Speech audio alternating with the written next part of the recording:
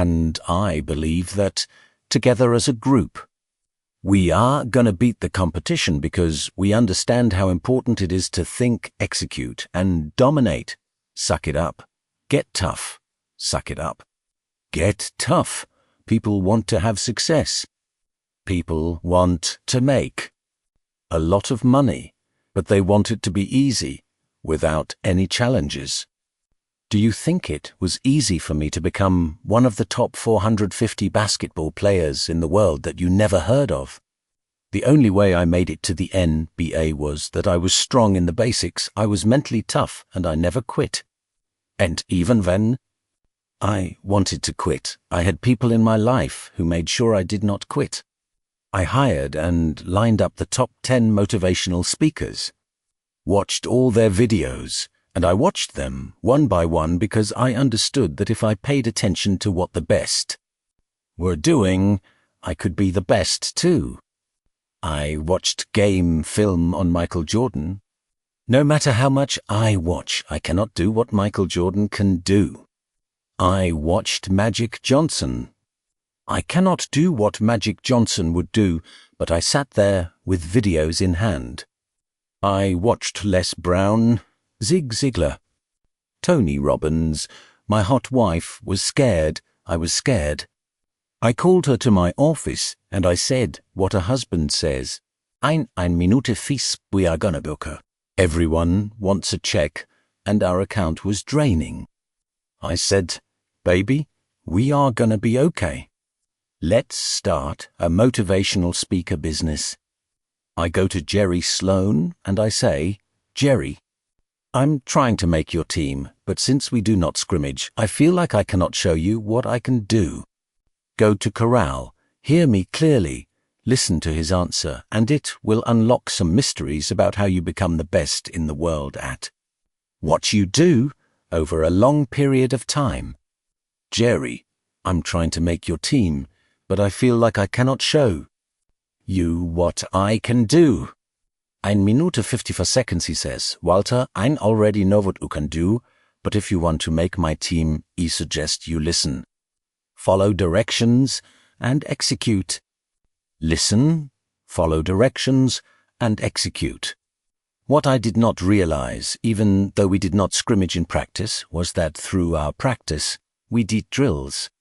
And he created what I call habits and rituals. Every single day, practice was the same.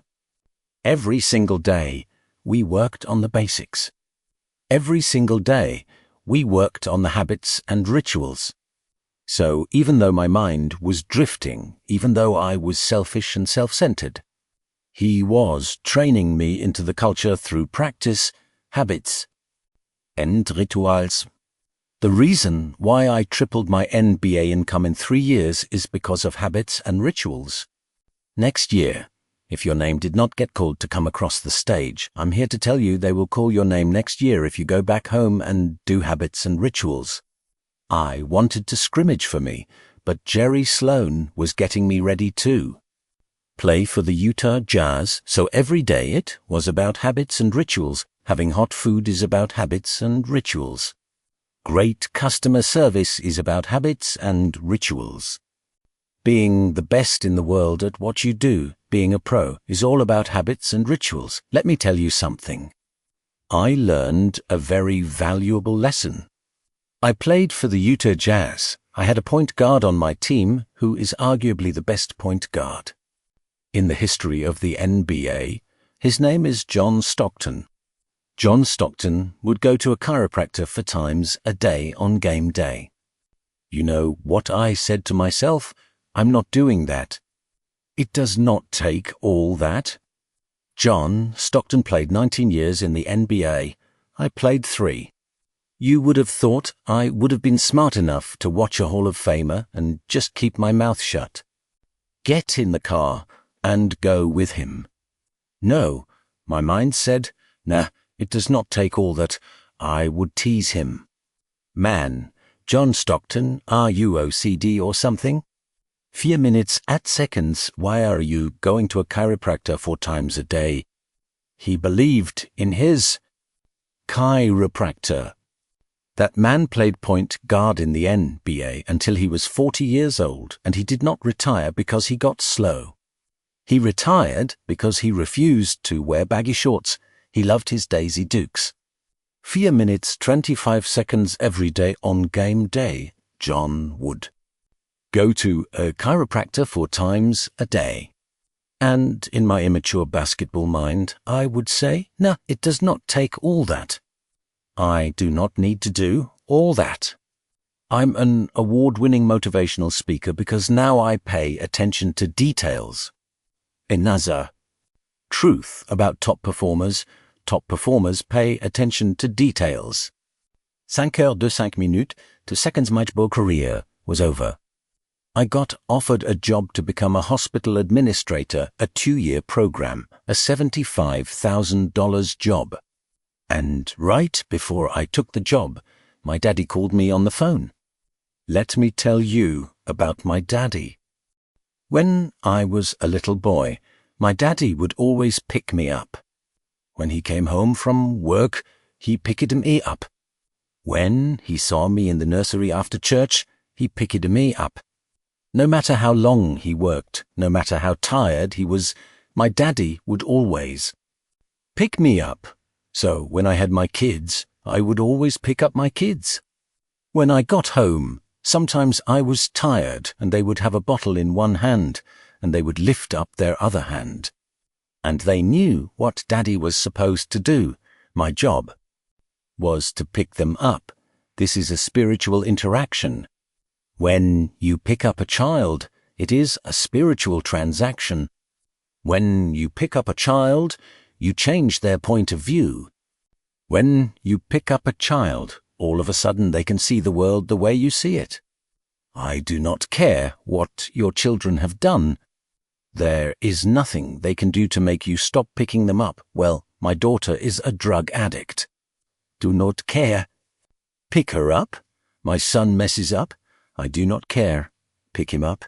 I do not care. Ich picke per job, Mama. That is your job, Daddy. That is your job, Grandma. That is your job, Granddad. Your number one job is to pick them up and change their point of view. My saddest day, one day my daddy looked at me and said, "Boy, you are too big. I cannot pick you up any more." But when he could not pick me up physically, he would pick me up emotionally. He would pick me up spiritually. I had a great dad because he would always pick me up. He would always change my point of view.